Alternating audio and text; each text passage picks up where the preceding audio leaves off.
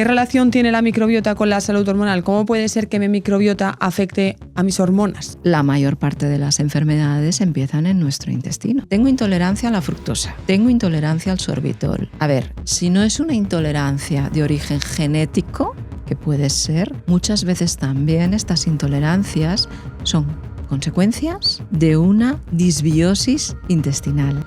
Bueno, has abierto un melón sin saberlo, yo creo, que es el de la candidiasis intestinal, porque hay quien defiende que no existe. La microbiota, a día de hoy yo siempre digo a mis pacientes, no es la Virgen de Lourdes, no es la solución a todos nuestros males, ojalá así fuera, pero sí que es cierto que es un factor de salud más que cada vez más, valga la redundancia, tenemos que tener en cuenta. En el mundo probiótico. Ni todos los probióticos son iguales, ni todos sirven para lo mismo. Eso para empezar. Y recordemos que los probióticos tienen nombre, apellidos y DNI. ¿Es necesario siempre tratar el SIBO con antibióticos o podemos tratar el SIBO con herbáceos y baja en FODMAPs? A ver.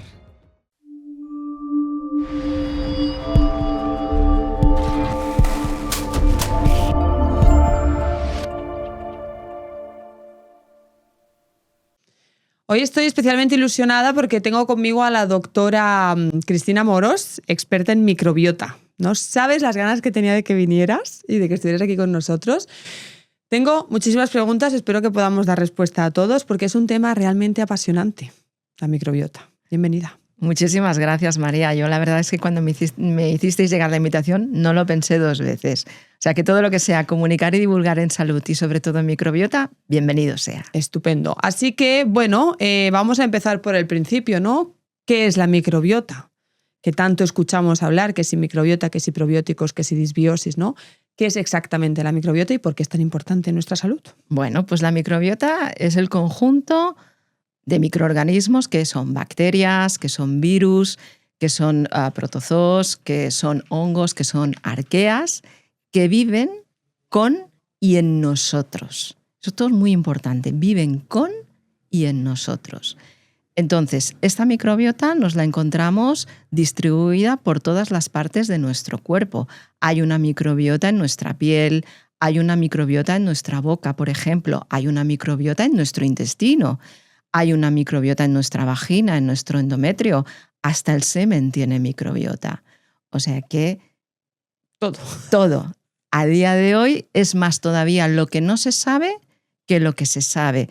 Pero sí que es cierto que cada vez vamos entendiendo qué función tiene esta microbiota.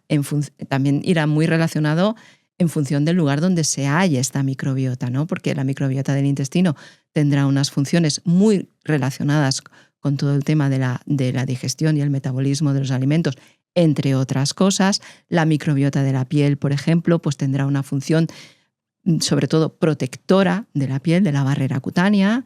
La microbiota, por ejemplo, de la vagina, pues tiene una función de protección contra infecciones, por ejemplo, como pueden ser vaginosis, como pueden ser infecciones urinarias a través de la uretra, etcétera, etcétera. Entonces, la microbiota, a día de hoy, yo siempre digo a mis pacientes, no es la Virgen de Lourdes, no es la solución a todos nuestros males, ojalá así fuera, pero sí que es cierto que es un factor de salud más que cada vez más, valga la redundancia, tenemos que tener en cuenta. ¿Y con qué? O sea, yo asocio mucho a la microbiota al sistema inmunitario, porque al final muchas personas, ¿no? Con esa disbiosis que luego hablaremos, pues tienen problemas pues, de infecciones recurrentes o de ¿no? Ponerse enfermos constantemente. ¿Se relaciona con otros sistemas también? Absolutamente. De hecho, la microbiota se le ha llamado el segundo o el tercer órgano. La microbiota tiene relación con nuestro sistema nervioso, tiene relación, como bien has dicho, con nuestro sistema inmunitario y también tiene mucha relación con nuestro sistema endocrino. Y luego, bueno, si hablamos de salud de la mujer y hablamos de ovario poliquístico, hablamos de endometriosis, ahí podemos ver realmente la importancia de la microbiota, sobre todo con el sistema endocrino y con el metabolismo, por ejemplo, de los estrógenos. ¿Y cómo sabemos que tenemos un desequilibrio en la microbiota o la conocida disbiosis? Pues cuando, por ejemplo, si lo que tenemos es un desequilibrio a nivel intestinal, pues pueden aparecer síntomas como puede ser una hinchazón, por ejemplo, como pueden ser diarreas, como pueden ser estreñimiento, por ejemplo, como pueden ser digestiones pesadas, por ejemplo, también un incremento del meteorismo, de los gases. Por ejemplo, si tenemos una microbiota de la piel alterada, pues a lo mejor si ya tenemos de base una patología dérmica, como puede ser una dermatitis atópica, como puede ser una rosácea, como puede ser un acné, y estas patologías pues las tenemos, entre comillas, en crisis, pensemos que puede haber algún tipo de alteración en esta microbiota cutánea, pero yo quiero ir un poquito más allá. Pensemos también que posiblemente uno de los culpables de que tengamos un mal periodo dentro de estas enfermedades puede estar en nuestro intestino, porque una cosa muy importante es que la microbiota está en comunicación. ¿Qué quiero decir con esto? Que la microbiota de la piel no es que no se relacione con la del intestino, absolutamente se relaciona con la del intestino. Y, por ejemplo, después también tenemos el eje intestino-cerebro, por ejemplo. Entonces, nuestra microbiota, que quede claro, se comunica entre sí. O sea, que la del intestino habla con la vaginal como con la dérmica, están Exacto. en constante comunicación. En constante comunicación. También tenemos que tener en cuenta que la microbiota forma parte, está dentro del sistema inmune de mucosas. Por lo tanto, tiene sentido, ¿no? Claro. Y también tenemos que decir que el 75% del sistema inmune de mucosas, ¿dónde está? En nuestro intestino. Como decía Hipócrates, y no iba mal encaminado en aquel entonces, la mayor parte de las enfermedades empiezan en nuestro intestino. Claro. Al final está relacionado con toda nuestra salud. Absolutamente, como he dicho antes, es un marcador de salud que cada vez más tenemos que tener en cuenta. Vamos a abrir el bloque de la patología o la desregulación hormonal, como el síndrome de ovario poliquístico y la endometriosis. ¿Qué relación tiene la microbiota con la salud hormonal? ¿Cómo puede ser que mi microbiota afecte a mis hormonas? A ver, esto es un melón importante del que cada vez se va sabiendo más.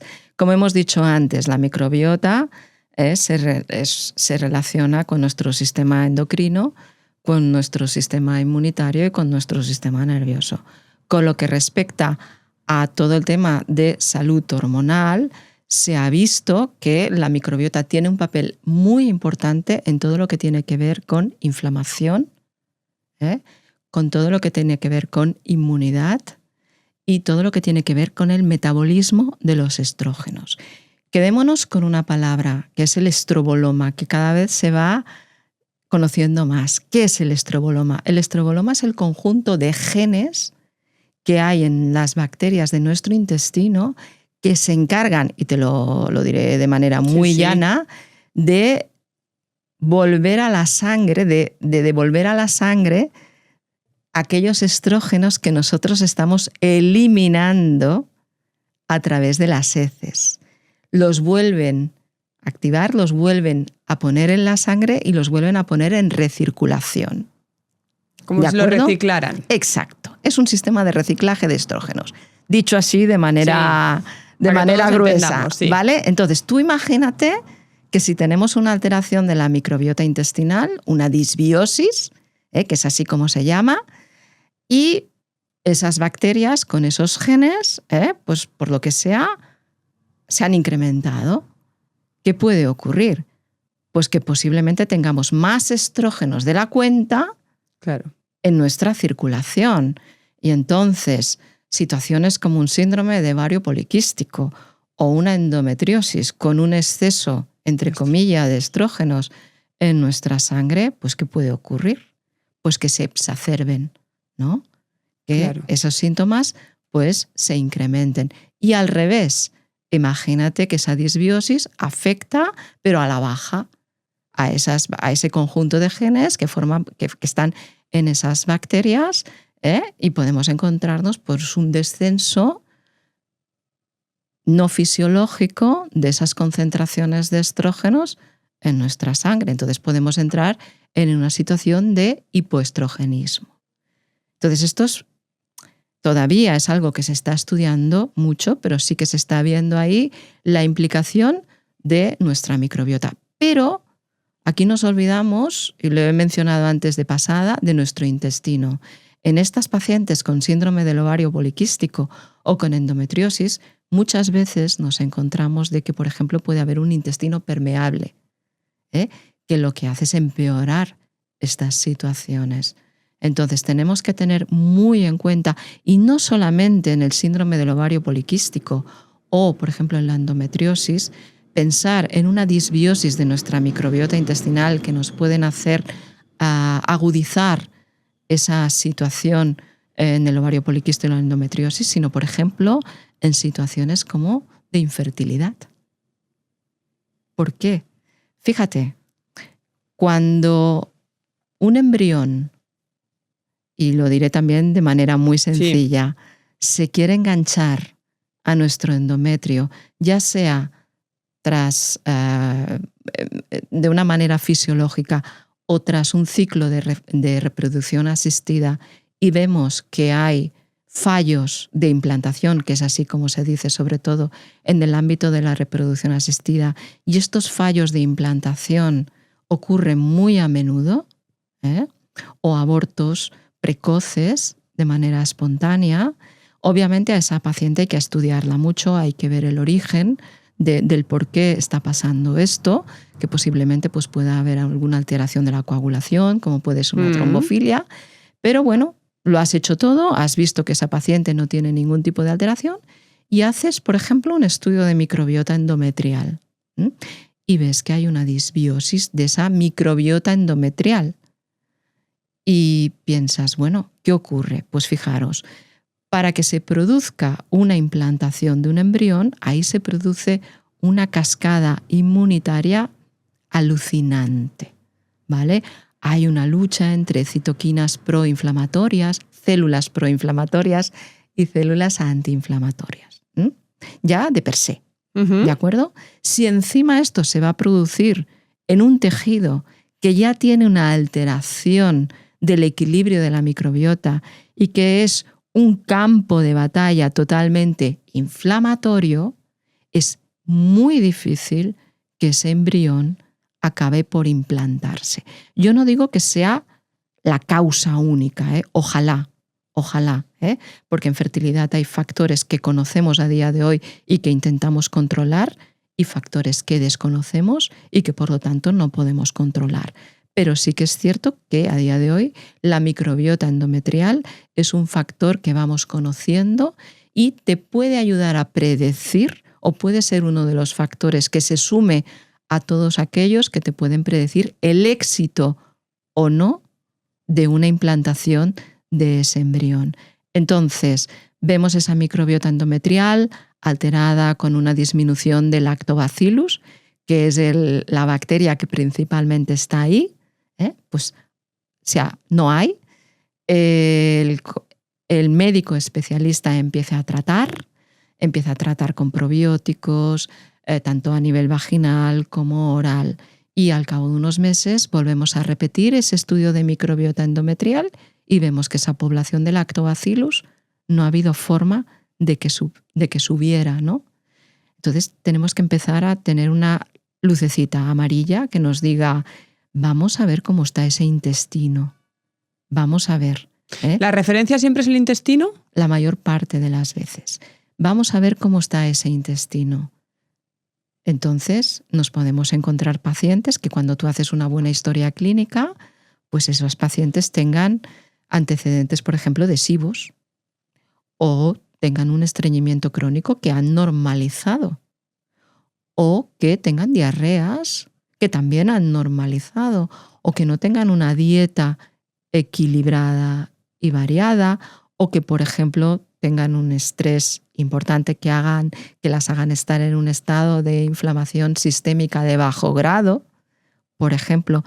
Pues todo esto al final está repercutiendo en nuestro intestino y nos podemos encontrar no solamente una disbiosis endometrial, sino también una disbiosis intestinal, que muchas veces es lo que está detrás de esto. Entonces, trabajando ese intestino bien, modulando bien esa microbiota, podemos hacer que esa población de lactobacillus que se encontraba bajo mínimos en ese endometrio pueda subir.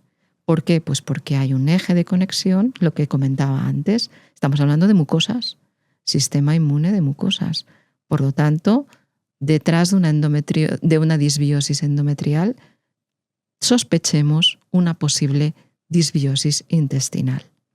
Entonces, la modulación de esa microbiota intestinal para conseguir el equilibrio de la microbiota endometrial consistiría en todo lo que has dicho: gestión del estrés, buena alimentación, ¿no? Esto son recetas de salud para todo el mundo y para la microbiota. No estamos inventando el agua. Aquí, cuando trabajamos microbiota, no solamente es el tratamiento que podamos poner a nuestros pacientes, sino también trabajar la nutrición. Y ahí hay un trabajo en equipo tremendo entre, en mi caso, médico y nutricionistas dietistas, por ejemplo. También hay que trabajar el sueño de calidad.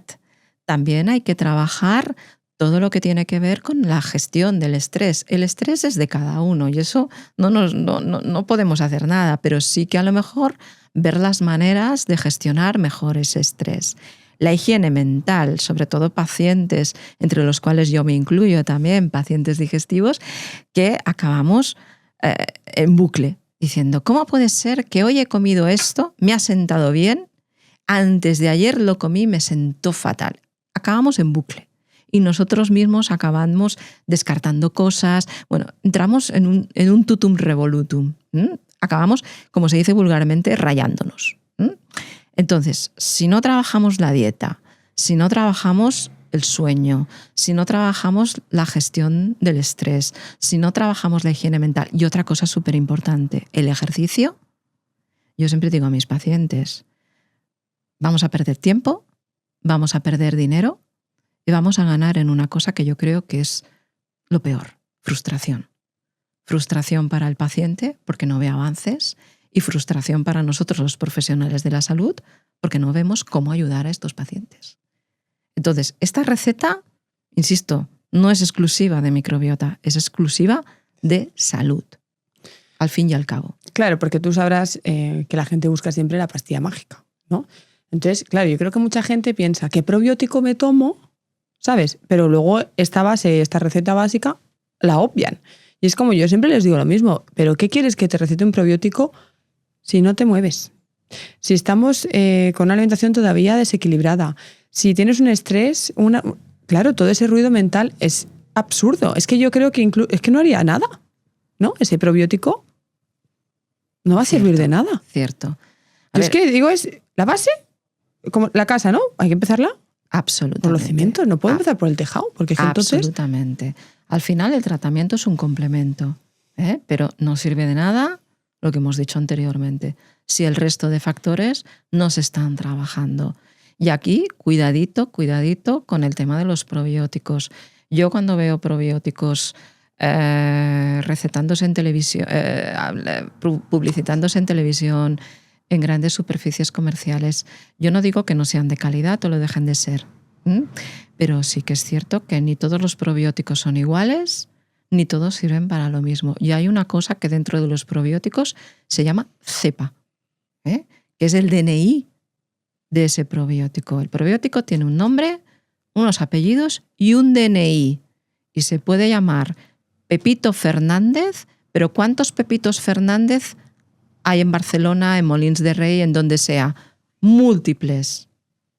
Pues esto es lo mismo que con los probióticos o con las bacterias que conforman los probióticos. Lo importante es su DNI, su NIE, su huella dactilar, que eso nos va a decir qué propiedades tiene ese probiótico y, lo más importante, los estudios científicos que soportan la acción de ese probiótico con nombre, apellidos y cepa. Entonces, eso es súper, súper importante.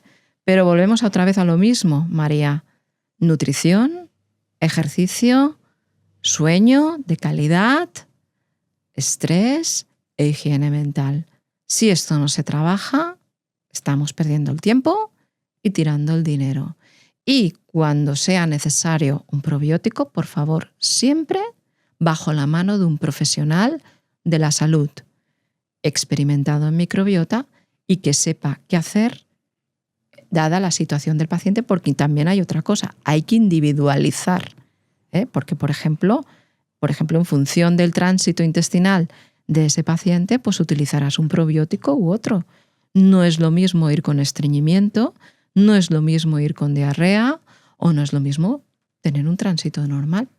Eso te va a dar pistas. Totalmente de acuerdo. De hecho, me ha gustado cuando has añadido profesional sanitario con esa, ¿no? Con esa expertise en microbiota, porque al final yo tengo pacientes que me vienen y me dicen, es que el digestivo me ha dicho que me tome un probiótico. Y yo le digo, ¿cómo un probiótico? Tú sabes la de probióticos que hay en el mercado, o sea, no me vale un probiótico.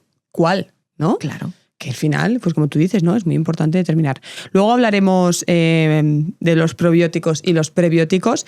Vamos a seguir con la endometriosis. Entonces, esa inflamación y esos dolores que sienten las mujeres con endometriosis podrían también entonces estar relacionados con la falta de esa microbiota. Con el desequilibrio sí. de esa microbiota. Podrían estar relacionados, pero insisto, no es la causa absoluta. Tú lo sabes, trabajar endometriosis o trabajar ovario poliquístico, está bien trabajarlo desde el punto de vista de disbiosis con su tratamiento, pero aquí volvemos otra vez a lo mismo. Dieta, ejercicio, Descanso, al final descanso, claro. Buenos hábitos, ¿no? Que a día de hoy parece muy fácil decirlo, pero es muy difícil cumplirlo dado pues, la vida actual que llevamos todos, ¿no? Es muy complejo. Y la relación, yo creo que, no sé, tú que estás más puesta, hay una relación entre pacientes de endometriosis con pacientes con SIBO, como que está muy relacionado. ¿Esto es así? Sí. De hecho, lo que te comentaba, muchas veces pacientes con ovario poliquístico con endometriosis, lo que hay detrás es una disbiosis intestinal y al final el SIBO, el SIFO, el LIMO, el LIBO, todas estas siglas al final no dejan de ser consecuencia de una disbiosis intestinal.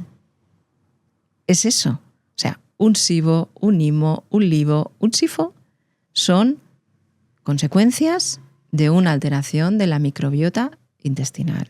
Un SIBO, como yo les explico a mis pacientes, son bacterias del intestino grueso que han visto unas condiciones fantásticas para irse a vivir al intestino delgado, han hecho las maletitas, se han ido para allá y ven que en el intestino delgado pueden vivir y hacen su trabajo en lugar de en el intestino grueso, que también en el intestino delgado. Entonces, claro, están haciendo su trabajo donde no les toca. Claro. Por lo tanto, de ahí aparecen distensiones, meteorismos, etc. Entonces, esto es importante. Y luego otra cosa que quiero añadir también cuando hablamos de tengo intolerancia a la fructosa, tengo intolerancia al sorbitol. A ver, si no es una intolerancia de origen genético, que puede ser, muchas veces también estas intolerancias son consecuencias de una disbiosis intestinal. Entonces te puedes encontrar, y a lo mejor tú te has encontrado seguro más que yo, pacientes que llevan años sin comer apenas fruta porque les dijeron en su momento que es que tengo intolerancia a la fructosa o tengo intolerancia al sorbitol. Y dices, bueno, es que aquí posiblemente lo que hay detrás es eso, una disbiosis. Que siento yo muchas veces también que la gente dice, no, es que yo no como legumbres, ni como integrales, ni como, ¿sabes? Nada de fibra porque me sienta mal. Y yo pienso, bueno, es que a lo mejor es que tienes que enseñarle a tu microbiota a comer, ¿sabes? Como tienes que enseñarle a tu intestino a fermentar la fibra, porque no es que te siente mal, es que ya ni se acuerda de cómo se hace. Entonces, claro, es que si como legumbres me hincho. Bueno, claro, que una mínima distensión tiene que haber. Claro. Es proceso natural digestivo, ¿no? Sí, y de fermentación. Cierto. Al final es que lo necesitas para estar sano, ¿no? Entonces la gente es como, ay, como me hincho, ya no lo como. Bueno, es que a lo mejor el no comerlo es lo que te está enfermando. Exacto. Muchos pacientes de SIBO, ¿no? Que a lo mejor me vienen, llevo 2 años con una dieta baja en FODMAPs. Yo, bueno, me explota la cabeza y pienso, ¿pero cómo es posible? Claro, es que ya no solo es que no hayas tratado bien el SIBO, es que te has generado una cantidad de problemas añadidos por haber hecho una pauta mal hecha, dietética, pautada por quien no debes, quien no debe, que ahora arréglalo, ¿sabes? Bueno, que se trabaja igual, evidentemente, pero es como... Así es, y yo le digo... Si zapatero a tus zapatos, todo nos iría mucho mejor. Yo les digo a mis pacientes, a mí cuando viene un paciente y me dice, estoy haciendo una dieta baja en FODMAP, y yo, ¿y quién te la está controlando? Yo misma o yo mismo, a través de ChatGPT, a través de redes, a través de...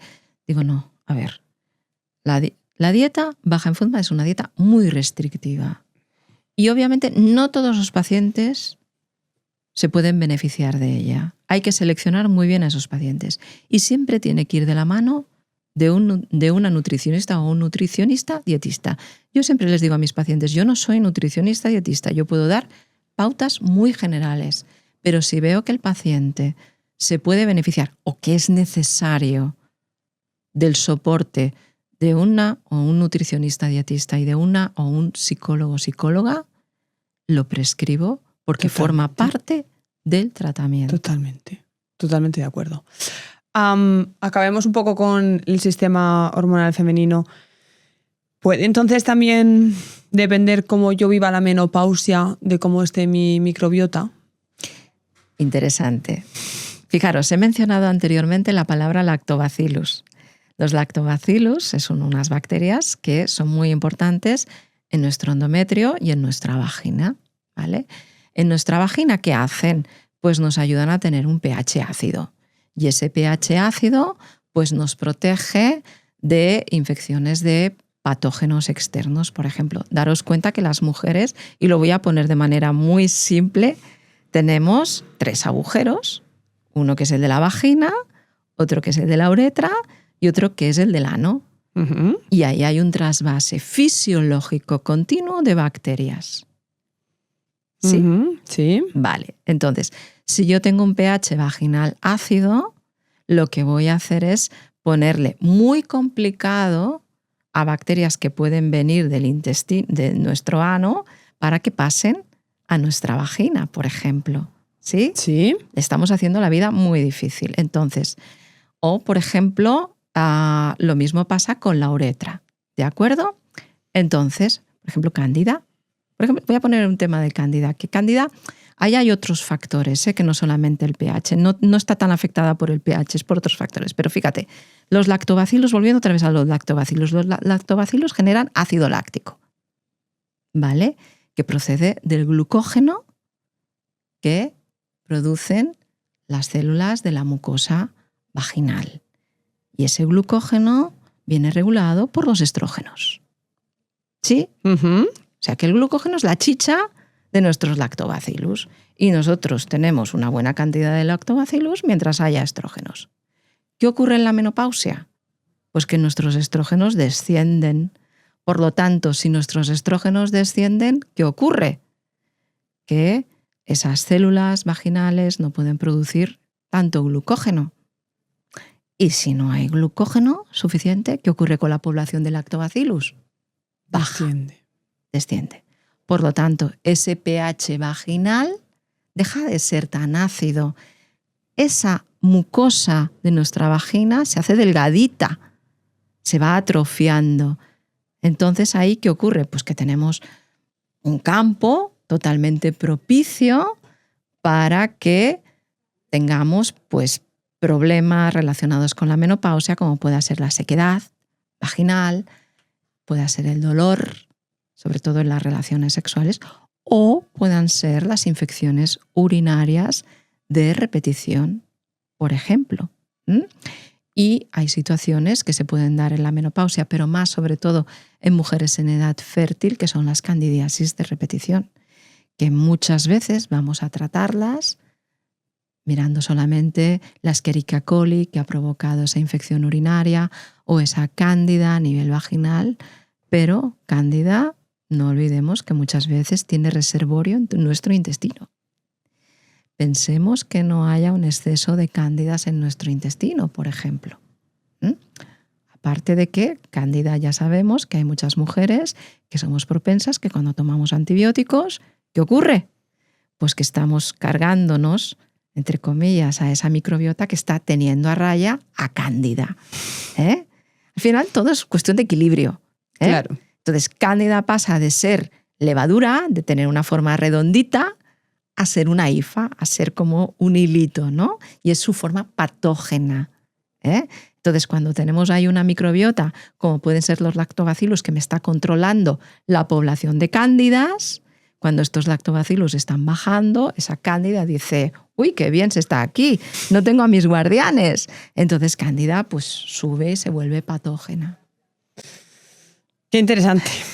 Complicado. ¿No? Es complicado, pero al final como que todo tiene sentido. Sí, yo lo he explicado de manera muy... Lo has explicado perfecto. Para que todos pero nos es entiendan. mucho más complicado, Sí, mucho bueno, más complicado entiendo. y hay que tener más, hay que ser un poquito más específica. Pero bueno, para que todos nos entendamos. Sí, está bien, está bien. Bueno, has abierto un melón sin saberlo, yo creo, que es el de la candidiasis intestinal, porque hay quien defiende que no existe. Luego hay pacientes que, yo creo que sí que existe, tú ahora nos lo dirás, las hacen recurrentemente y también dicen que es muy difícil erradicarla y como que ya si la has tenido una vez, como que probablemente vuelvas a caer. A ver, cándida primero es una levadura, no es una bacteria. Y de cándida hay muchas familias. O sea, cuando hablamos de cándida podemos hablar de una cándida albicans, podemos hablar de diferentes tipos de cándida. ¿De acuerdo? Entonces, en el intestino viven cándidas. En el colon hay cándidas. Tú haces un estudio de microbiota intestinal, ya sea por cultivo o por PCR o ya sea por secuenciación genómica, y hay cándidas.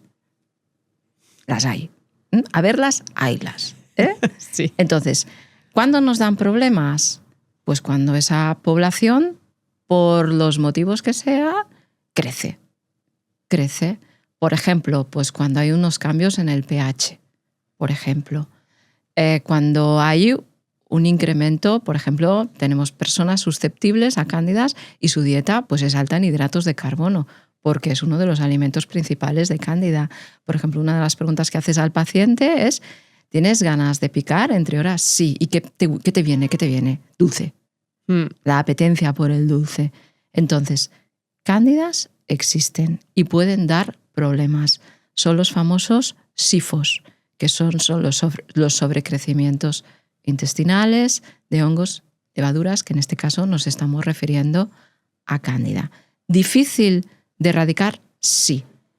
Es muy difícil porque es imposible llevar una dieta libre, limpia de hidratos de carbono. Tienes que ser muy estricto y si hay condiciones inherentes de la propia persona para que esa cándida sobrecrezca, vamos a tener problemas. Vamos a tener problemas. Entonces tú puedes dar un antifúngico a dosis altas. Luego también no olvidarte que tienes que trabajar esa microbiota, si es en el caso del intestino, intestinal, para fortalecer, entre comillas, todo lo que tiene que ver con el sistema inmunitario de esa mucosa y ayudar a que esa cándida pues no lo tenga tan fácil a la hora de crecer. Pero existir, existen. Y dan una sintomatología, pues por ejemplo, ¿cómo te diría yo? Fíjate, sintomatología de cándida, la niebla mental. Preguntas al paciente, niebla mental. La niebla mental es como falta de concentración, como una resaca, ¿sabes? Uh-huh. Cuando tienes que parece que vas como empanado, entre comillas, tras una resaca, pues es muy parecido, ¿vale? Es muy tóxica cándida, ¿no? A nivel cerebral. Luego tienes también dolor muscular, dolor articular, tienes artromialgias, ¿no? Entonces yo siempre digo que es una mezcla entre gripe, vírica y resaca. Obviamente no en todos los pacientes. No pensemos ahora que siempre que tengamos esto, pensemos todos que vamos a tener cándidas. No. Entonces hay una distensión. También muchas veces está muy asociado también con estreñimiento, sobre todo, por ejemplo, con unas heces caprinas tipo 1, Bristol tipo 1, por ejemplo. Entonces, bueno, existir existe, ¿no? Entonces, bueno, lo que hay que hacer es un manejo integral. Antibiótico, si es necesario. Muchas veces tiramos de los herbáceos, por ejemplo, pero hay veces que no hay más remedio un antifúngico. No hay más remedio y dar un antifúngico y obviamente complementarlo con la dieta y complementarlo también con probióticos. Por ejemplo, tenemos que no es una bacteria, sino que es una levadura, pues tenemos un Saccharomyces boulardii, que es una levadura y que lo que hace con cándida es el quítate tú para ponerme yo. O sea, lo que hace Saccharomyces boulardii es ocupar el lugar, entre comillas, físico de cándida, y si tú a cándida la vas quitando de su sitio y encima le vas restringiendo el alimento, pues al final acabas reduciendo esa población. Eliminarla no la vas a eliminar nunca porque forma parte de nuestra microbiota. Lo que hay que hacer con cándida es evitar ese sobrecrecimiento, y para ello tenemos que ir directamente a las causas que han producido ese sobrecrecimiento. ¿Qué causas pueden? Pues, por ejemplo, si ese paciente tiene tendencia, pues el tema de una racha de ir comiendo dulces sin freno. Por ejemplo, cuando estoy tomando antibióticos durante largo tiempo. Por ejemplo, también los inhibidores de la bomba de protones, como pueden ser omeprazoles, lansoprazoles, rabeprazoles, etc. Todo eso son factores que al final pues seamos candidatos o candidatas a episodios recurrentes de candidiasis intestinal y también de candidiasis vaginal, no lo olvidemos. ¿Qué tipo de hidrato de carbono le gusta a la cándida? ¿Absolutamente todos o hay un tipo específico? Porque yo me he encontrado... Azúcares. Azúcares tipo sacarosa, glucosa y... Azúcares, todo lo que sean azúcares. ¿Da igual de dónde vengan? Si tienes una tendencia a hacer cándida, te va a dar igual. Claro, yo me he encontrado pacientes que me vienen y me dicen, no, es que me han prohibido toda la fruta, toda la verdura y todos los carbohidratos. Y yo digo, ¿y qué te vas a alimentar, hijo mío? ¿De proteína? Esto será por un periodo de tiempo limitado, porque aquí, es que si no te desnutres. Aquí hay que especificar, o sea, sobre todo los azúcares añadidos, lo que podemos encontrar en bollería industrial, por ejemplo, y luego dentro de las frutas, pues evitar aquellas que tengan una mayor concentración de azúcar y tirar por unas frutas que tengan una menor concentración de azúcar. Por ejemplo, el fruto rojo. Rojos. Por ejemplo, un kiwi. Por ejemplo, todas estas frutas que tengan un componente, no sé si lo correcto es más ácido. Sí, María, menos carga de fructosa. Menos carga de fructosa, sí. de fructosa, de sacarosa, etcétera, etcétera. Y entonces, ¿cómo sé que mi cándida ha desaparecido? ¿Porque reduzco la sintomatología o se vuelve a hacer un test para ver el equilibrio posterior al tratamiento? Esa es una excelente pregunta, María, porque va ligado con lo que te voy a contar. Cuando hacemos un estudio de microbiota intestinal, yo lo hago al principio si veo que es necesario, y aquí es súper importante la historia clínica del paciente. Y abro paréntesis, un estudio de microbiota intestinal no siempre es necesario. Nos va a ayudar a ajustar el diagnóstico, pero sin una buena historia clínica, un estudio de microbiota no nos dice nada. Cierro paréntesis. Entonces, cuando yo veo que ese paciente es necesario hacer un estudio de microbiota, le hago el estudio de microbiota, hacemos el tratamiento y cuando acabamos me dice el paciente, ¿volvemos a hacer un estudio de microbiota intestinal? Digo, no es necesario. ¿Por qué? Porque tus síntomas han remitido, por lo tanto, a través de tus síntomas, yo puedo entender que esa microbiota ha vuelto a su equilibrio, a su normalidad.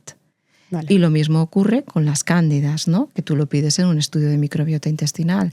Cuando ese paciente ha remitido su sintomatología, pues no tiene sentido volverle a repetir ese estudio de microbiota intestinal.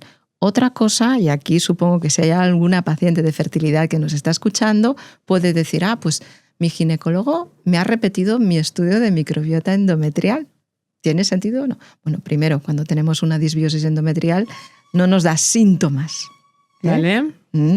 ¿Vale? Lo único que es que puede estar jugando una mala pasada a la hora de una implantación embrionaria. Eso lo primero.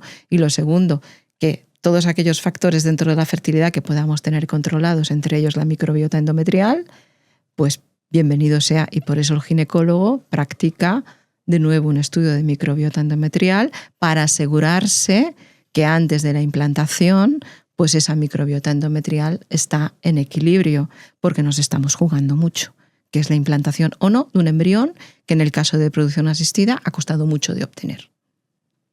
Has mencionado entonces los test, vamos con los test. ¿Todos los test de microbiotas son fiables? ¿Cómo discernir entre un test de microbiota fiable y uno que no lo es? ¿Y quién debe hacer la lectura e interpretación de los resultados de ese test? Mira, yo siempre digo que un estudio de microbiota es la foto de un momento. Es la foto de un momento. Nuestra microbiota se puede influir por muchos factores, entre ellos la dieta. Imagínate que llevas un par de semanas fuera de tu dieta habitual, que es variada, rica, tal. Y justo a las 2 semanas de llevar una dieta desastre, te haces un estudio de microbiota. Posiblemente tendrás un estudio de microbiota de pena, desde ese punto de vista, pero tú no tendrás sintomatología. Entonces, ¿qué quiero decir con esto? Lo principal para diagnosticar un problema de microbiota, una disbiosis intestinal en este caso, es la historia clínica del paciente. Hacer una buena historia clínica recogiendo todos los síntomas posibles. Escuchar al paciente. Porque, como decía mi maestra, la doctora Lola de la Puerta, la microbiota, la alteración de la microbiota se diagnostica hablando con el paciente. Un estudio de microbiota al final es una herramienta que tenemos que nos puede ayudar a afinar ese diagnóstico o nos puede ayudar a discernir, por ejemplo, si ese paciente, por ejemplo, pues tiene aquella microbiota que se encarga de la digestión de las proteínas, la tiene elevada y nos está dando problemas. O sea, para acabar de afinar, pero no es imprescindible. ¿De acuerdo? Eso, punto número 1. Después, los estudios de microbiota tienen que ser prescritos por profesionales de la salud, con experiencia en microbiota. Porque como tú bien dices, a mí también me llegan pacientes que ya traen su estudio de microbiota. Y lo peor, un estudio de microbiota pedido por ellos hace 3 meses. Y yo muchas veces les tengo que decir, es que no me sirve para nada, porque es de hace 3 meses. Entonces, poca fiabilidad. Segundo, hay infinidad cada vez más de tipos de estudios de microbiota, desde cultivo, PCR, secuenciación genómica, etcétera, etcétera, etcétera. Al final, es el profesional de la salud el que va a decir, primero, si pedir un estudio de microbiota y segundo, qué tipo de estudio de microbiota es necesario. Porque no nos olvidemos, y tú lo has dicho, hay que interpretarlo. Claro. Hay que interpretarlo y para eso estamos nosotros, los profesionales de la salud, para interpretar en función previamente de lo que me ha dicho el paciente o la paciente. ¿Precios? Bueno, pues te puedes encontrar estudios de microbiota que no lleguen a los 300 euros y te puedes encontrar estudios de microbiota que si le vas echando cosas, añadiendo, y voy a añadir esto y voy a añadir, pues pueden llegar a los 600 euros, por ejemplo. ¿Vale? Y luego también hay que tener en cuenta que no tenemos un algoritmo común a la hora de poder interpretar un estudio de microbiota. Entonces, eso va a depender, obviamente, del profesional de la salud y vuelvo otra vez a lo mismo, de la historia clínica del paciente. Por ejemplo, yo puedo tener un paciente que tenga una carga de microbiota proteolítica elevada y no tenga ningún tipo de sintomatología. Por ejemplo. Entonces, es que justo pensaba eso. Yo pienso, el test de microbiota, y si me voy el fin de semana de pinchos a Bilbao y me paso el fin de comiendo diferente y me hago el test el lunes, eso ya habrá cambiado, eso no tiene ningún sentido. Claro. Entonces, eso hay que tenerlo muy en cuenta. No es la panacea, porque hay veces que no tienes más remedio que hacerlos, teniendo en cuenta al paciente que se ha pasado el fin de semana en Bilbao de pinchos, pero sí que con todo lo que te ha contado y lo que pueda salir allí, tú habrá cosas que, entre comillas, las tendrás en cuenta y cosas que no las tendrás en cuenta. Porque el test de microbiota siempre es a partir de heces. El de intestinal, sí. Hombre, lo ideal sería hacer una biopsia intestinal, cultivo, tal, pero eso es inviable. Se hace a partir de las heces, claro. Se hace a partir de las heces. Y también te da idea de una parte final del colon. Claro, te iba a decir, claro, y te iba a decir, porque a ver, las heces no siempre las hacemos igual. Bueno, tenemos un patrón, Bristol 3, 4, sería lo ideal, ok, pero de repente, yo qué sé, fase lútea, estás ahí con todo el estreñimiento, te viene la regla, yo qué sé, ¿no? Al final, y lo que tú dices, luego es el trocito último del colon. Entonces, exacto. Entonces eso tienes yo siempre he pensado que la fiabilidad es como, bueno, con pinzas, ¿no? Con pinzas y lo más importante, insisto, y parece banal, la historia clínica del paciente. Estarte con el paciente un tiempo, preguntarle de todo, absolutamente de todo, desde si tiene picores hasta cómo duerme, si tiene la lengua blanca cuando se levanta por la mañana, si se le ha vuelto la piel más seca de un tiempo acá. O sea, un montón de preguntas que le haces al paciente que yo ya les digo a mis pacientes. Te voy a hacer preguntas muy generales y preguntas muy particulares. Y alguna de ellas hasta te puede parecer tonto. Por ejemplo, si convivimos con mascotas, que este es otro melón.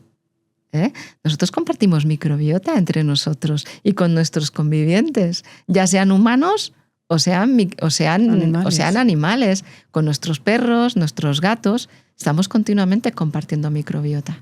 Entonces, estos animales pues tienen que tener su control sanitario, obviamente. ¿Y tú no sientes que muchos pacientes no saben? Porque yo cuando hago ciertas preguntas en la historia clínica, yo qué sé, y les pregunto, me dicen, me invento, tengo hinchazón. ¿Y te has parado a pensar cuándo tienes más hinchazón? Si por la mañana, a la tarde o a la noche, si cuando comes un determinado alimento, si cuando estás más nervioso o menos. No sé. ¿Cuántas preguntas es un no sé? Y es como, madre mía, pero qué conciencia tiene la gente de su cuerpo y de sus síntomas. Claro, eso lo dificulta todo un montón porque es tan subjetivo y la gente está tan desconectada de sí misma que es como, no sé, pues la verdad es que no. Pues sí, así es. Entonces ahí está tu labor como profesional sanitario de ponerte el traje de Sherlock Holmes y hacerle 50 preguntas al paciente del derecho y del revés, ¿no? Porque yo hay veces que hago la misma pregunta, pero de diferente modo, ¿no? Porque también eso es importante, ¿no? Y la cara y claro, cuando yo le enseño al paciente una foto con los diferentes tipos de heces, la escala Bristol. La escala Bristol, pues muchas veces el paciente dice, bueno, o cuando le pregunto al paciente, tus gases, ¿los movilizas? ¿Te los tiras bien? ¿A qué huelen? Claro, el paciente se me queda muchas veces mirando y diciendo, ¿y qué sentido tiene lo que me estás preguntando? Claro. Todo. ¿Y a qué huelen tus cacas? ¿Tienes que pasar la escobilla cuando vas al baño? Eso a mí me da mucha información. ¿Flotan o no flotan? Claro. ¿Qué color tienen? ¿Y cuántos no te encuentras tú que no miran las cacas? Sí. No las miro, qué asco. Y yo pienso, qué asco, pues toda la información que te da es brutal. Claro. Entonces yo les digo, a partir de ahora, deberes mirar las cacas, porque claro, jolín, es que es muchísima información. Y fíjate, María, que lo que me dicen muchos pacientes cuando acabamos los tratamientos es que, mira, Cristina, no solamente me ha servido pues para yo mejorar en mis síntomas, sino también para tener información, herramientas que yo a partir de ahí gestiono. Claro. Conocimiento de mí mismo o de mí misma, ¿no? Y que luego yo puedo gestionar. Porque yo siempre les digo, los que somos sensibles de nuestro sistema digestivo siempre lo vamos a ser, siempre. Lo que pasa es que tenemos que procurar tener periodos buenos lo más largo posible, ¿vale? Porque algún periodo malo vamos a tener, pero evitar que sean los menos posibles. Eso es muy importante también. Y lo que estábamos diciendo, tener conocimiento de nosotros mismos al respecto. ¿Y qué haces con los pacientes que te dicen todo me sienta mal? Y que además te dicen, pues lo que justo decías tú antes, ¿no? Es que esto me lo comí el lunes y me sentó bien, pero chica, me lo comí ayer y qué mal me sentó. Claro, y si no es... Entonces empiezan, pues lo que tú decías, ¿no? A darle vueltas a todo y cosas que un día le sientan bien, al otro no. Que no saben y que todo les sienta mal y que todos los síntomas están, y te añado más. Tenemos descartado SIBO, SIFO, IMO, todo. Intolerancia aquí, allá, calprotectina bien, test de heces bien, todo bien. Y dices, claro, a mí solo me queda el eje intestino-cerebro. Y digo, pues será emocional. Pero claro, muchas veces te miran como diciendo, tú estás loca, ¿sabes? De cómo va a ser que porque yo esté triste tenga síntomas digestivos. Y claro, se lo intentas explicar, pero... Y ahí hacer la derivación a psicología, que no siempre es buena aceptada, no sé. Entonces, ¿qué hacemos con esta gente? Porque hay gente que tiene síntomas, está todo bien y sigue teniendo síntomas. Primero, y tú ya lo has adelantado, explicarles muy bien la conexión entre nuestro intestino y nuestro cerebro. Sabemos que en nuestro intestino se fabrican sustancias que son utilizadas por nuestro cerebro para gestión de ansiedad, emociones, etc. Véase GABA, véase serotonina, etc. ¿Vale? Explicarles muy bien esta interacción. De hecho, por ejemplo, los pacientes con síndrome del intestino irritable está clarísimo y lo entienden muy bien. Después, previamente al hecho de que todo me sienta mal, obviamente yo les pregunto pues, por alimentos, cuántas veces los consumen a la semana, les pregunto por ritmos circadianos también, eso es importante. Y si yo veo que realmente hay una descompensación en todo lo que me están contando, obviamente ver cómo está el eje intestino-cerebro a nivel de microbiota, pero pedir el apoyo de nutricionista y, si es necesario, de psicólogo, hacérselo entender al paciente. Claro, entonces, cuando yo tengo un paciente que no sé qué comer porque todo me sienta mal, bombillita, eje intestino-cerebro, cuando ya has descartado todo lo que tú has comentado, pero también luz roja de apoyo, de pedir ayuda a los compañeros nutricionistas dietistas. Súper importante, ¿no? Sobre todo en este tipo de pacientes. Claro, porque yo muchas veces digo, pues nos vamos a lo más primitivo, o sea, a lo que sé seguro que... Y te alimento a partir de proteína. 3-4 días. Si tienes síntomas alimentándote a partir de proteína, a ver... Algo ahí que no está funcionando algo bien. hay más allá de lo que... Claro, porque luego, ¿qué nos encontramos nosotras, no? Que el paciente viene y te dice, ¿qué como o qué dejo de comer y qué me tomo? ¿No? Como todo es alimentación. Y claro, volvemos otra vez a la educación nutricional de no todo es alimentación, pues a lo mejor empezamos a hacer un poquito de higiene de sueño, ¿no? A empezar a crear el hábito del ejercicio, gestionar el estrés. Y bueno, poco a poco, ¿no? Pero cuesta. Sí. Cuesta un montón, es muy difícil porque además ellos lo sienten. Es que es muy fuerte es porque realmente el síntoma está. Es así. Y de repente te mandan una foto y mira cómo se me pone la barriga. Y tú dices, ¡hola! Es así. Si realmente parece que está embarazada de 6 meses, así, como tal cual te cuentan en la entrevista, ¿no? Es así. Es así. Y a veces yo me veo, pues no, lo que tú comentabas antes, esa frustración de decir, bueno, si es que dietéticamente ya. Es así. De hecho, cada vez yo estoy viendo más también en la consulta pacientes que no es que les siente todo mal, es que tienen mucho miedo a salir de su ABC. Mucho miedo. Sí. Está el otro extremo, ¿no? Sí. De que como 3 cosas y no tengo mucho miedo porque sé que me va a sentar mal. Es otro ejemplo también, ¿no? Bueno, ¿cuántos TCAs tratamos que también el origen viene de una restricción dietética por una patología digestiva? Así es. Así un montón. Así es. Cada vez se ven más. Así es. De ese miedo a comer porque no me siente mal y me quedo con 3 alimentos. Claro, imagínate las fibras que hay en esa alimentación. Entre ninguna y, vamos, entre 0 y ninguna, porque es como... Claro, entonces, bueno, genera tolerancia a las fibras, ya haces todo el trabajo, pero... Es complejo. La patología digestiva yo creo que es muy compleja. Porque además es verdad que es gente como muy sensible también. Que según cómo le expliques, ya se lo toman mal o, ¿sabes? O que al final uno lo intenta hacer siempre pues, con la mejor palabra y ¿no? Con la mayor educación ¿no? de enseñarles y así, pero ¿me estás diciendo que estoy loca? Y es como, no, ese no es el mensaje que quiero que te lleves, ¿no? Pero tienes que entender que hay una conexión y que si todo lo demás está descartado... Así es así, pero bueno, tenemos que seguir insistiendo y ya nosotros hemos puesto delante del paciente todas las herramientas, toda la información y a partir de aquí ya es el paciente el que tiene que decidir qué hacer y qué no hacer.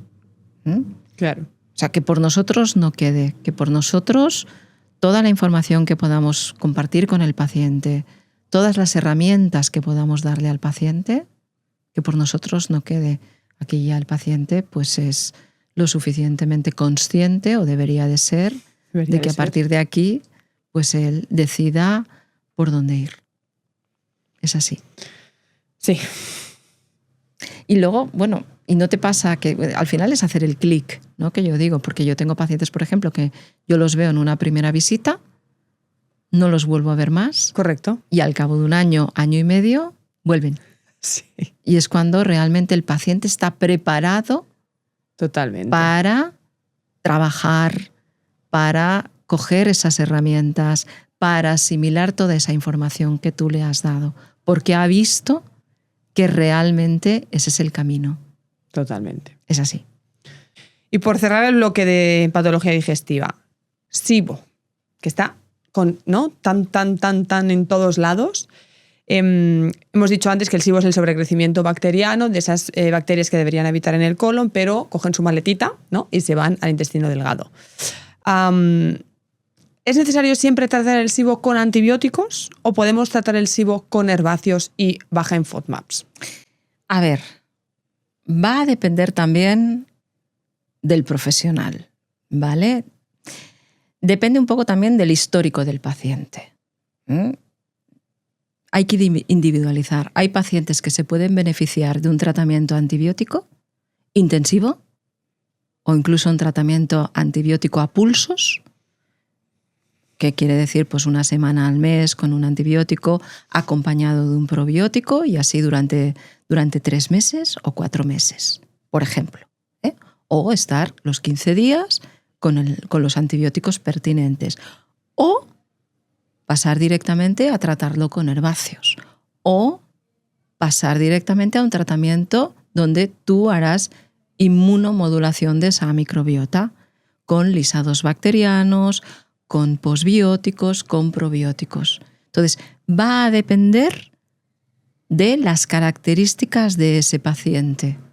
Entonces, nada descarta, o sea, nada de las opciones que tenemos a día de hoy descarta. Lo que sí que es muy importante, María, es ir al origen de ese SIBO, porque muchas veces lo que hacemos con herbáceos y con antibióticos es poner parches, como yo digo, porque tenemos que ver el motivo de ese SIBO. ¿Cuál ha sido la causa que ha dado origen a ese SIBO?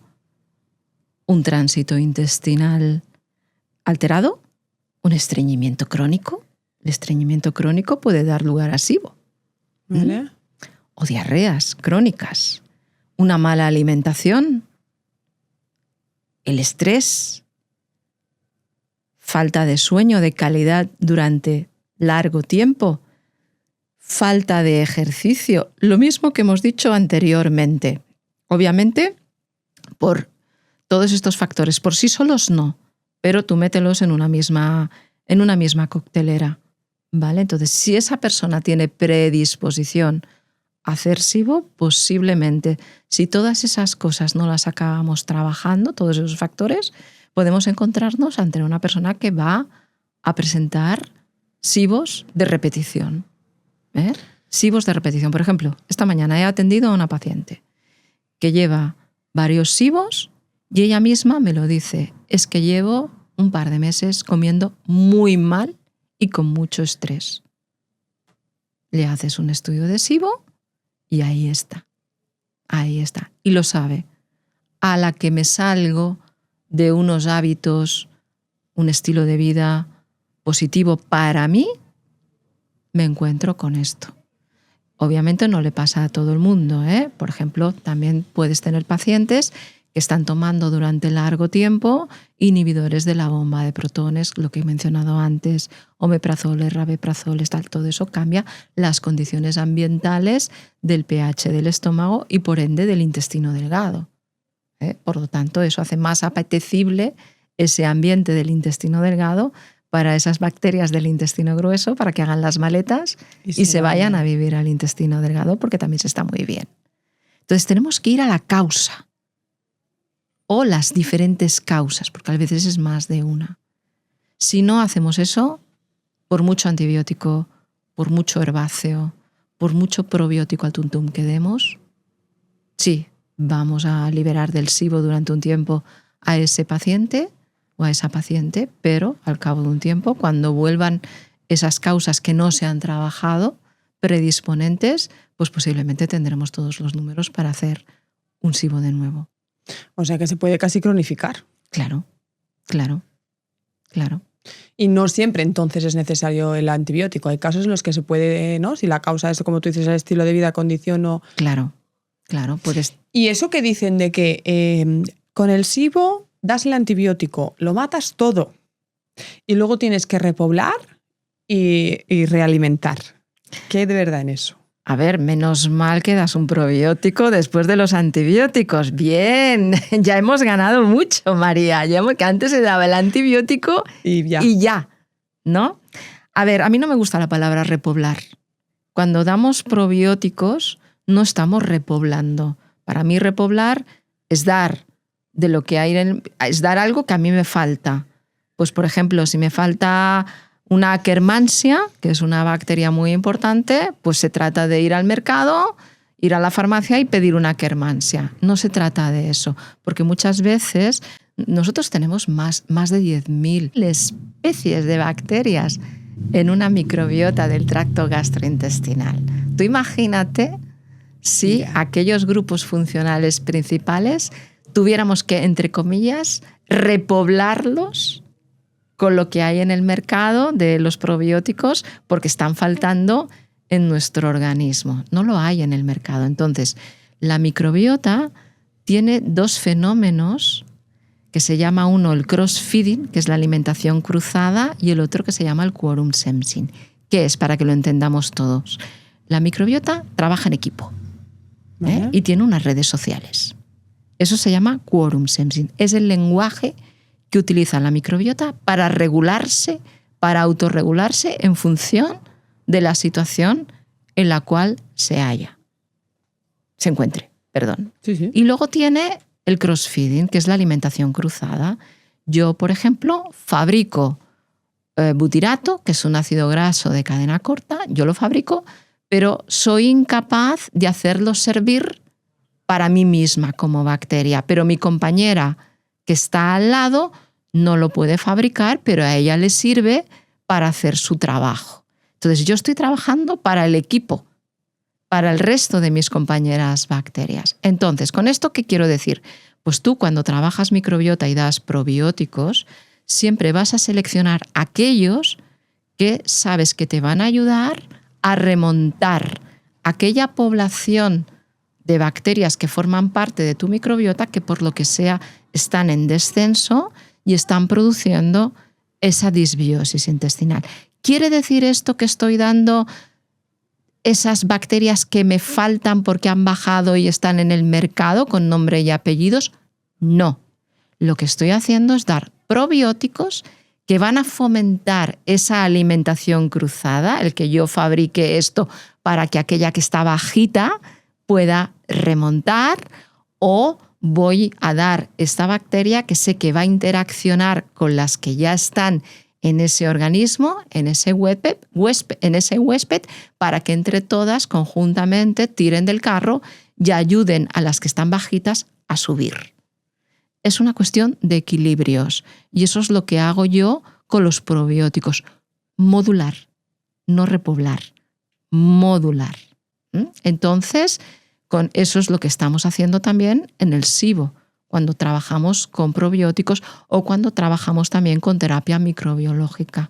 Estamos modulando, es decir, que todo aquello que ha subido y me ha dado ese SIBO, a través de estimular a las otras que están bajitas y por eso estas han subido, pues hacerlas crecer para que estos bajen. Dicho de una manera muy grosera, muy a grosso modo. Y el SIFO dicen que no se puede, que no hay curva de diagnóstico, ¿no? Cuando es de sulfuro, cuando tú te haces el test de SIBO te sale hidrógeno y metano, ¿no? Pero el de sulfuro como que no existe curva. A día de hoy algún laboratorio ya la ha sacado, pero todavía falta contrarrestarla realmente. Pero ese es otro mundo, el mundo de las curvas de los SIBOs, de los test del aliento. ¿Por qué? Porque es que hay que saberlos leer, ¿vale? Una cosa es lo que te dice el estudio del laboratorio, que tiene que estar elevado antes del minuto 90, en 20 ppm o 10 ppm, bla, bla, bla. Hay que saber leer entre líneas, y muchas veces nos podemos encontrar una alteración, un SIBO de azufre, por ejemplo, pues viendo las curvas del metano y del hidrógeno, viendo cómo están dibujadas, puedes de manera indirecta saber si realmente estamos ante un sobrecrecimiento de bacterias que puedan producir azufre. ¿Y el tratamiento de si es a hidrógeno, metano o azufre es el mismo? No, va a depender Del tipo. del tipo, exactamente. ¿En el tipo de probiótico que dar o en el abordaje en sí? O sea, el estilo de vida entiendo que se modifican. Al final todo es lo mismo en ese sentido. Los estilos de vida va todo igual. Vale. Lo que sí que el abordaje va a ser diferente si tenemos que utilizar probióticos al respecto, porque lo que nos va a ayudar mucho también es la sintomatología que tenga el paciente. Y una cosa que ya he mencionado anteriormente, que es el tipo de tránsito intestinal que tenga ese paciente. No lo abordarás de la misma manera si el paciente tiene estreñimiento o que tiene diarrea o que no tiene una alteración del tránsito intestinal, cosa bastante rara en un paciente con SIBO. Vale, cerramos capítulo, abramos 4 preguntas sobre los probióticos. ¿Todos los probióticos valen? ¿Cómo elijo un probiótico que me vaya bien? ¿Quién debe tomar probióticos? ¿Me vale con los probióticos de los alimentos? A ver, ponnos luz en el mundo probiótico. Ni todos los probióticos son iguales, ni todos sirven para lo mismo. Eso para empezar. Y recordemos que los probióticos tienen nombre, apellidos y DNI. Y el DNI es la cepa. Y la cepa es lo que le va a dar realmente la característica a ese probiótico y lo que nos va a decidir utilizar este o el otro. Eso muy importante. Segundo, los probióticos tienen que ser prescritos por profesionales de la salud, con experiencia en microbiota y probióticos. No me sirve comprar el probiótico en una superficie comercial o comprar lo que he escuchado en una cuña de radio. Cuidado, eso tiene que ser validado por un profesional de la salud. ¿Valdría dejarnos asesorar por el farmacéutico? Valdría dejarnos asesorar por el farmacéutico porque hay farmacéuticos que han recibido por parte de los laboratorios que ponen en el mercado probióticos, ha recibido una formación al uso. O sea que un farmacéutico experimentado también me valdría. Vale. También me valdría. Pero también, si el farmacéutico ve que la cosa va más allá, el farmacéutico pues ya sabe que tiene que derivar pues a un profesional de la salud, véase un médico, véase también un nutricionista que sea especialista en microbiota. Vale. Entonces, eso por un lado. Después, ¿todos tenemos que tomar probióticos? No. No. Cuando digo no, digo probióticos de la farmacia. No. Vale. No, esto lo va a decidir el profesional de la salud. Bueno, encuentro gente que me dice, voy a tomar un probiótico. Y digo, ay, ¿por qué? ¿Y para qué? No sé, como dicen que van bien. No. Y yo pienso, bueno, yo creo que no tienes necesidad, pero cada uno. No. Y también tenemos que tener en cuenta que hay alimentos que ya tienen probióticos, como puede ser el kefir, el yogur. El yogur, un yogur normal, natural de toda la vida, es un alimento que ya tiene sus probióticos. Claro. El kefir, la kombucha. También cuidadito con, por ejemplo, kombuchas. La kombucha es muy buena, yo no digo que no, pero no a todos los pacientes les sienta bien, ¿vale? ¿Por qué? Pues que tenemos pacientes sensibles a temas de fermentación, pues posiblemente una kombucha en ese momento no es la mejor opción. Eso también tenemos que tenerlo en cuenta. ¿Y eso que dicen que la kombucha tiene que estar refrigerada y no perder la cadena de frío porque entonces el probiótico muere? ¿Sabes? Como que dicen que si el probiótico no tiene una temperatura X, se desestabiliza y como que ya no te lo estás tomando. Claro, porque encuentras kombuchas en nevera y encuentras kombuchas en estantería. Depende del proceso de producción de estas kombuchas. Es como los probióticos. Te encuentras probióticos que tienen que ir a la nevera y probióticos que no es necesario que estén en nevera. Entiendo que estará todo relacionado con el sistema que ha seguido la producción de esa kombucha o de ese probiótico. Vale. Y de que el probiótico que me tomo, ¿qué porcentaje se instaura? A ver, esto es lo mismo que cuando me dicen, bueno, probióticos vía vaginal o probióticos vía oral, ¿no? Los dos. Lo que pasa es que cuando tú das un probiótico vía oral, estás haciendo una acción sistémica. ¿eh? Ese probiótico, finalmente, su acción llegará al lugar donde tú quieres que llegue, ¿no? Pero aparte estarás trabajando, pues, intestino, por ejemplo. Imagínate que estás dando un probiótico, que estás trabajando un intestino, pero también tienes que trabajar un endometrio. Puedes dar el probiótico vía vaginal que actuará a nivel local, Vale. pero a nivel endometrial, también lo de la vagina sube hacia el endometrio, pero también vía oral estás trabajando no solamente el intestino, sino también estás trabajando el endometrio. ¿Quiere decir que ese probiótico, tal cual me lo estoy tomando, va a llegar al endometrio, por ejemplo? Pues posiblemente no llegue tal cual, pero sí el resultado de la interacción con la microbiota va a ser lo que produzca el beneficio en esa microbiota endometrial. El resultado de la acción de ese probiótico con la microbiota local, ¿vale? Como puede ser la generación de ácidos grasos de cadena corta, que son unas sustancias que trabajan sobre todo a nivel de inmunomodulación. Por ejemplo, en el hombre no hay por dónde. Tiene que ser todo por boca. Claro. Entonces, lo que decías la vía antes, oral, ¿no? De que se comunican y que uno hace una cosa para el otro. Exactamente.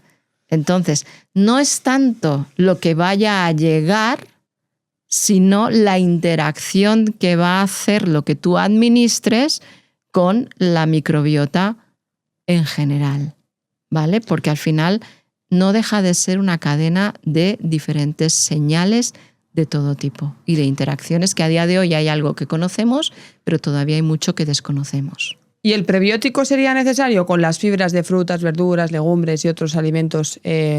¿Sería suficiente? O sea, ¿cuándo se tiene que dar el prebiótico con el probiótico, es decir, el simbiótico? A ver, el prebiótico es la chicha de nuestra microbiota, ¿eh? No necesariamente tienes que dar un probiótico con un prebiótico, no necesariamente, ¿eh? Nosotros estamos tomando prebióticos continuamente si tenemos una dieta variada, ¿vale? Si tomamos un aporte de fibra que realmente nos dé ese beneficio.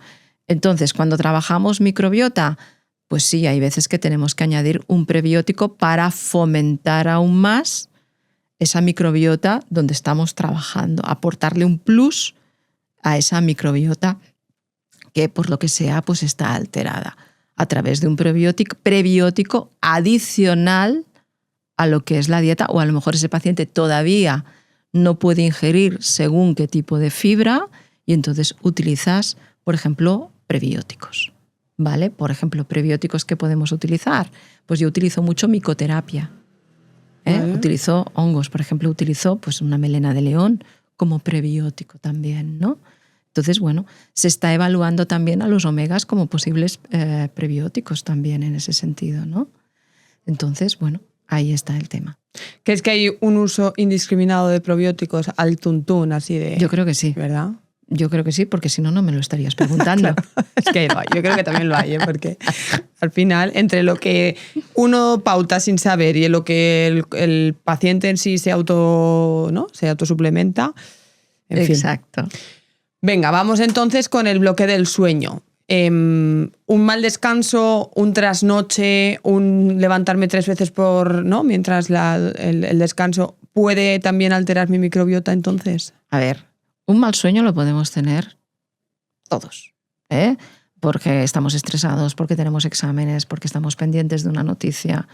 O sea, por favor, que si no hemos dormido bien una noche, obvio, no nos rayemos, ¿eh? Vale. El tema es cuando todo es continuado, cuando esta situación se alarga en el tiempo, ¿eh? Vale. Podemos entrar en una situación de inflamación sistémica de bajo grado, ¿de acuerdo? No hemos hablado del cortisol. Ese sería otro melón, ¿no? Que tiene mucho que ver. Por ejemplo, un paciente que se despierta pues a las 4 de la mañana habitualmente con actividad, pues tenemos ahí un tema de desequilibrio entre melatonina y cortisol. Entonces, bueno, si esto se produce en el tiempo, sin haber un motivo realmente que conduzca a esto, pues nos podemos plantear que ahí hay algún tipo de alteración del eje intestino-cerebro, ¿eh? Y estamos en una situación de inflamación sistémica de bajo grado. ¿vale? Es curioso que mucha gente se despierta a las 4 de la mañana. Pues es cortisol, el tema, hay un desequilibrio de ritmos circadianos. Joder, a la misma hora. Sí, es un tema de cortisol, melatonina, que hay un desfase. Hay un desfase. Entonces, bueno, pues el cortisol empieza a las 4 de la mañana cuando debería empezar un poquito más tarde.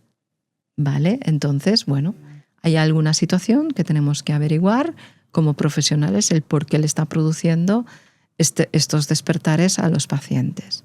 Luego también otro mundo es el mundo de los trabajadores nocturnos. Wow, sí. Eso es otro mundo muy importante.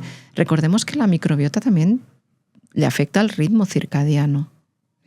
Recordemos que la microbiota de noche, bueno, nuestro sistema digestivo de noche trabaja de una manera y de día trabaja de otro. Yo siempre lo digo que esto es como las autopistas o las rondas en Barcelona. De día van llenas de coches y de noche hay menos tráfico. Y de noche es cuando se hacen las tareas de mantenimiento, ¿verdad? Entonces, ¿qué hacemos en las autopistas y en las rondas? Cortar carriles para hacer tareas de mantenimiento. Nuestro sistema digestivo hace lo mismo. Por la noche aprovecha el descanso nocturno para hacer tareas de mantenimiento. Una de las tareas de mantenimiento es el complejo motor migratorio, que es una sucesión de ondas que nosotros no somos conscientes, no percibimos, que empiezan en el tramo superior de nuestro sistema digestivo y son como unas ondas de limpieza que van progresivamente por todo nuestro tubo digestivo y que todo esto está regulado por nuestro sistema nervioso, por el nervio vago, que es el nervio que comunica nuestro intestino con nuestro cerebro. El intestino le tiene que hablar al cerebro a través del nervio vago y luego el cerebro habla con el intestino a través del nervio vago. ¿Qué te ha dicho el de abajo? Vale, pues desde arriba decimos esto. Y todo eso es a través de un mensajero que se llama nervio vago. Entonces, por la noche, nuestro sistema digestivo aprovecha para hacer tareas de mantenimiento y ahí está implicada nuestra microbiota. Entonces, ¿qué ocurre cuando tenemos un trabajo nocturno estable o vamos una semana, me toca trabajar de día y la semana siguiente me toca trabajar de noche? Pues sobre todo en estos últimos, las personas que tienen estos cambios de horario que no son permanentes son las que más sufren, ¿no? Porque hay una rotura del ritmo circadiano fisiológico y son las más propensas al tener alteraciones a nivel digestivo, sobre todo disbiosis intestinales, trastornos del sueño, también eso está más que visto, ¿no? Y luego están las personas que ya tienen de forma establecida trabajos nocturnos. Trabajo nocturno, pues aquí hay que adecuar pues todo el ritmo, toda la ventana de la ingesta, todo. Pero hacerlo lo más regular posible, ¿no? Si entro a las 8 de la noche a trabajar y salgo a las 8 de la noche del día siguiente, pues no me va a dar un día por comer a la 1 del mediodía y otro día por comer a las 7, no. Tengo que tener unos hábitos muy concretos, porque esa es la manera, entre otras cosas, de tener nuestra microbiota, entre comillas, estable, y no entrar en una situación de inflamación sistémica de bajo grado. ¿Podríamos extrapolar todo esto que hemos explicado a los niños o funciona completamente diferente? A ver, los niños, su microbiota se conforma durante los primeros 1000 días. ¿Vale? Los primeros 1000 días es el periodo más importante de formación de la microbiota, ¿vale? Porque ahí se va a ver influenciado por la nutrición que reciba, si recibe antibióticos o no, si hay mascotas o no hay mascotas, por el estilo de vida de la familia con esos niños, ¿vale? Entonces, podemos hablar que un niño tiene una microbiota estable pues a partir de los 3-5 años. ¿De acuerdo? Vale. Entonces, a partir de ahí, obviamente, todo esto que hemos dicho que puede alterar a un adulto, a un niño le altera, pero multiplicado por 2. ¿Por qué? Pues porque está en una fase de crecimiento y desarrollo, de todos sus órganos, no solamente de la microbiota, sino del resto de órganos. Entonces sí, podemos extrapolarlo. ¿Tendría sentido darle un probiótico a un niño durante los primeros 1000 días de vida? Si es necesario, sí. Si no, Pero así no. como si hiciéramos una fórmula mágica, en plan, le voy a dar este probiótico y este para que su microbiota tenga esta formulación perfecta, para que luego nunca enferme, ¿sabes? Si el niño cumple criterios de necesidad de un probiótico y esos criterios los va a decidir un profesional de la salud, sí. Si no, no. Por favor, no demos probióticos a nuestros niños porque sí. Démosles una dieta variada, rica en vegetales, que hagan ejercicio, que cumplan con sus ritmos circadianos, un buen sueño. Y otra cosa que no ha salido, María, las pantallas. ¿También afectan a la microbiota? También, bueno, ritmo circadiano, Bueno, etcétera, etcétera. cortisol. Estrés. Entonces, por favor, un niño que sea un profesional sanitario que decida si es necesario o no. Y seguramente antes de dar un probiótico habrá que arreglar muchas otras cosas, como por ejemplo la alimentación. Yo muchas veces me vienen adolescentes a la consulta que muchas veces lo que tenemos que hacer es cambiar todo el hábito nutricional, no del adolescente. Ya, de toda la familia. De la familia. Ya. Y lo que también me voy encontrando, y supongo que esto vosotros mucho más, es que la gente no sabe comprar. Bueno, ya no sabe comer. cocinar, pero no sabe comprar. Entonces, bueno, hay que saber comprar alimentos, no comida. Además, te digo, los adolescentes con todas esas bebidas energéticas, esa comida precocinada. Yo cuando voy los viernes por la tarde que recoges a los niños del fútbol y veo que salen con bolsas de patatas, Monster, Coca-Colas, y digo, ay Dios mío, bolsas así de golosinas, pienso, sí, qué barbaridad. Un día vale, no, sí, pero por norma no, porque entonces ahí, pues antes de dar un probiótico, yo valoraría quitar todo eso, claro. Cambiar Totalmente. esos hábitos.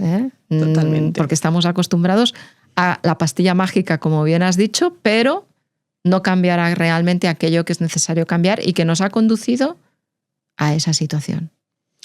Por ir acabando, imagínate, ¿no?, que nos están escuchando y las personas dicen, ahí va, pues quiero cuidar de mi microbiota.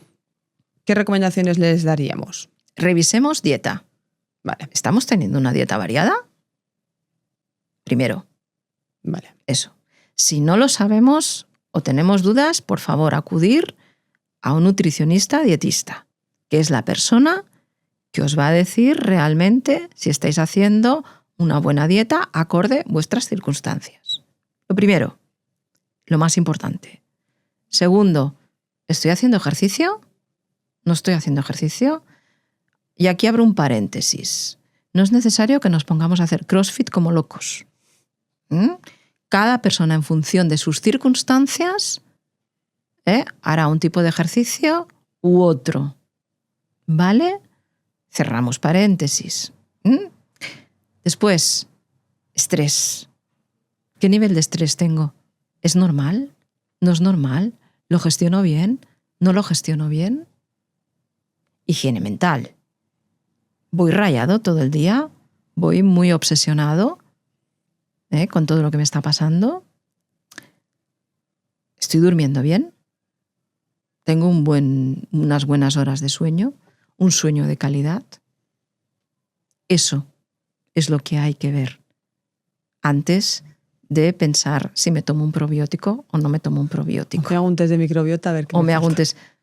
Eso. Si todo esto lo llevo bien y a pesar de esto tengo problemas, acudir a un profesional.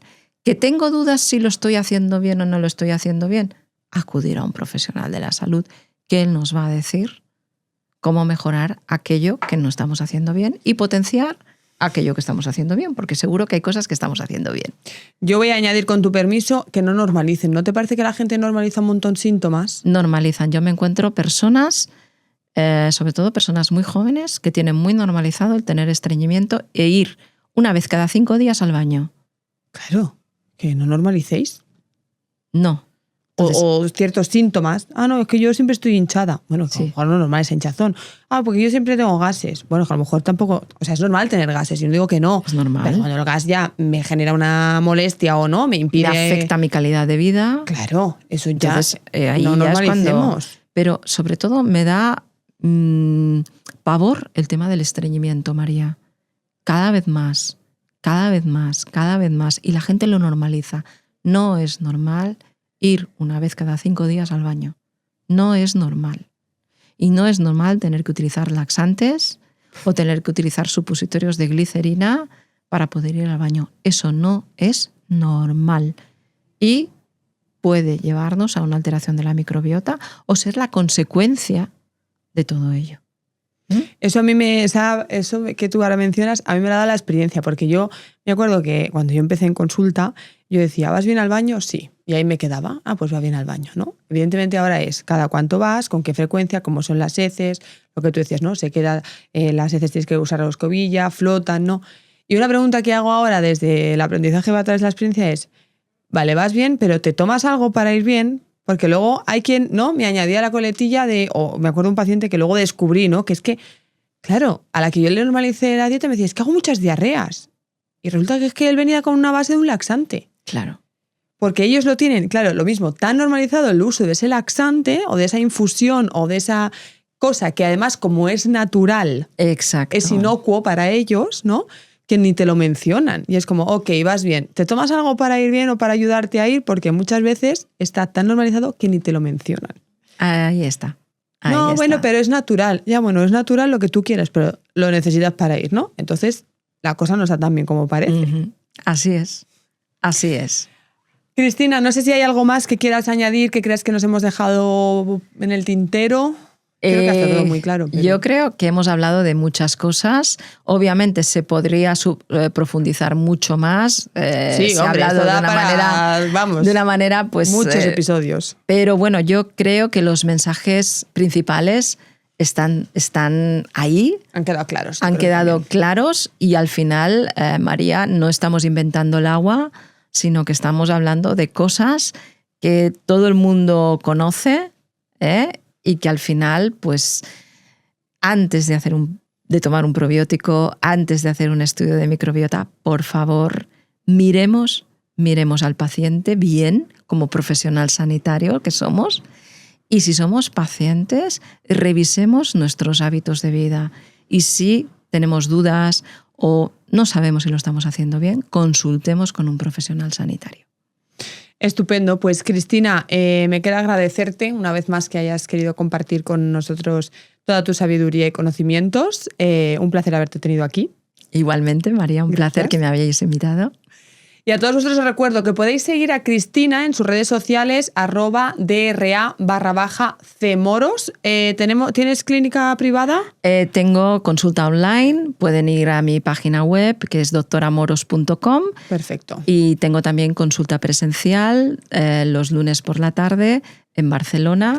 ¿Puedo decir el nombre de la clínica? Sí, claro que sí, por supuesto. Tengo consulta los lunes por la tarde en la Clínica Tecnon de Barcelona.